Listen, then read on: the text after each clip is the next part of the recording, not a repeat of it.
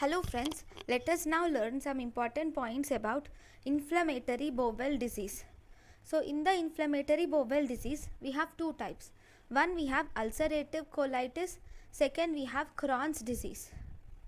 Now, in inflammatory bowel disease, ulcerative colitis is more severe and there is no fistula seen in ulcerative colitis. Then in Crohn's disease, fistula is present and there is poor perianal hygiene is seen in Crohn's disease. Drug of choice for inflammatory bowel disease is sulfasalazine, which causes 5-amino-salicylic acid with sulfapyridine.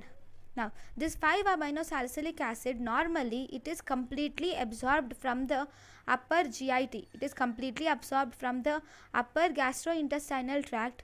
So, this sulfapyridine prevents the absorption of this 5-amino-salicylic acid. See, this 5-amino-salicylic acid, if you give it alone, it gets completely absorbed from the upper GI tract. So in order to prevent its absorption, we give it along with sulfapyridine.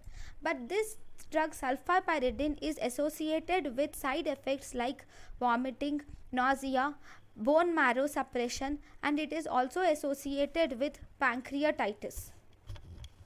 Then if you see the mechanism of action, in the mechanism of action, sulfasalazine, in the presence of colonic bacteria, it forms 5-amino-salicylic acid.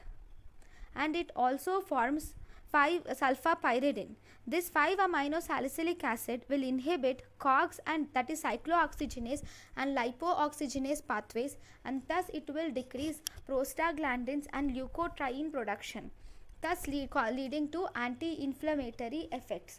Then these also cause colonic bacteria and cause sulfapyridine. Then this 5-amino-salicylic acid also inhibits cytokines, PAF, that is platelet activating factor. It also inhibits tumor necrosis factor alpha and also nuclear factor kappa beta. Then the next important thing in inflammatory bowel disease is the drug of choice for inflammatory bowel disease is sulfasalazine is the drug of choice for inflammatory bowel disease. If no response to sulfasalazine, then we have to give steroids, that is prednisolone are given. Prednisolone is given. If there is long-term management, then it can sulfasalazine and mesalamine can also be given. This prednisolone, if it is resistant, then we have cyclosporin should be given. If patients are resistant to prednisolone, then cyclosporins are given. Then we have Crohn's disease.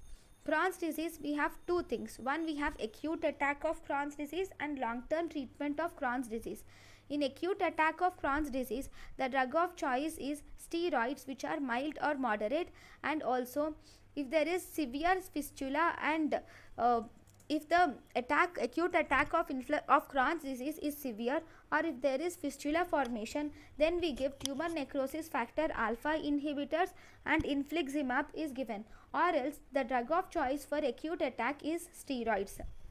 Then if you see the long-term treatment, the drug of choice for long-term treatment of Crohn's disease is tumor necrosis factor alpha, and even infliximab can be given. If there is no response with these drugs, then we give the drug vedolizumab. Vedolizumab can be given. If there is no response with this vedolizumab, then we can give ustekinumab can be given. This ustekinumab is an interleukin 12 and 23 blocker. Then the other drugs which are used in inflammatory bowel disease include, we have drugs like azathioprine and 6-mercaptopurine are present, and the drugs like methotrexate can be used to induce and maintain remission in Crohn's disease. This methotrexate is used to induce and maintain remission in Crohn's disease, whereas this azathioprine and 6-mercaptopurine 6-mercaptopurine and azathioprine can be used in ulcerative colitis and Crohn's disease.